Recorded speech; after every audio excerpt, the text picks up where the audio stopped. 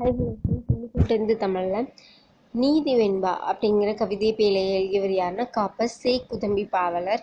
இந்த பாடலில் என்ன சொல்லியிருப்பாங்கன்னா, அருளை பெருக்க அறிவை திருத்தி மருளை எழுச்சி மதிக்கும் தெருளை அறுத்துதவும் ஆவிக்கு அருந்துணையாய் இன்பம் பொருந்துவதும் கல்வி என்றே போற்றும். இந்த பாடலோட பொருள் பார்த்தீங்கன்னா, அருளினை பெருக்கி அறிவை சீராக்கி மயக்கத்தை அகற்றி அறிவுக்கு தெளிவு தந்து உயிருக்கு அரிய துணையாய் இன்பம் சேர்ப்பது என்னதுன்னு பார்த்தோம்னா கல்வி தான்.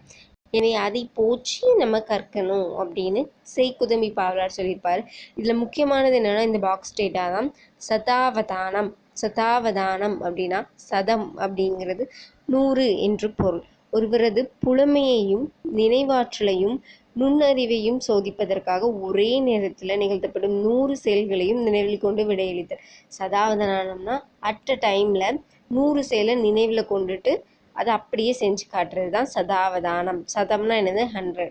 இது மட்டும் தெரிஞ்சு வச்சுக்கோங்க. அடுத்து நூல்வெளி பார்த்தோம்னா, சதாவதானம் அப்படிங்கிற கலையில் சிறந்து விளங்கியவர் யாருன்னா காப்பர் சே குதம்பி பாவலர். இதில் அவர் எந்த மாவட்டத்தை சேர்ந்தவர்? கன்னியாகுமரி எடலாங்குடி அப்படிங்கிற ஊரில் பிறந்திருக்காரு. இவர் 15 வயசுலேயே செய்யுள் இயற்றும் திறன் பெற்றிருக்காரு.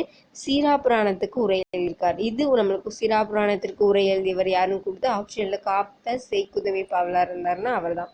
அடுத்து இந்த டேட் முக்கியம். இது ஒரு வாட்டி கொஸ்டினில் கேட்டிருக்காங்க, டெஸ்ட் சீரீஸில் பார்த்தோம்.